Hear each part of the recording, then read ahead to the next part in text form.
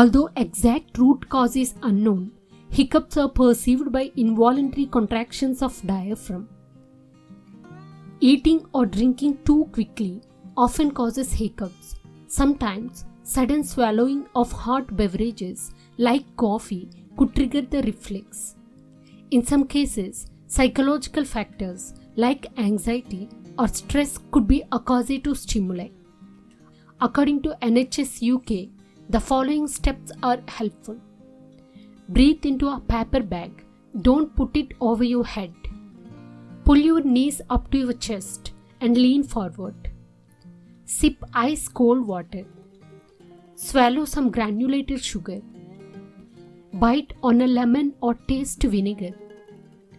Hold your breath for a short time. Do not drink alcoholic, fizzy or hot drinks.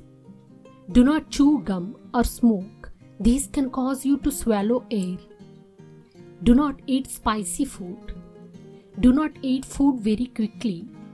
Do not eat or drink something very cold immediately after something hot.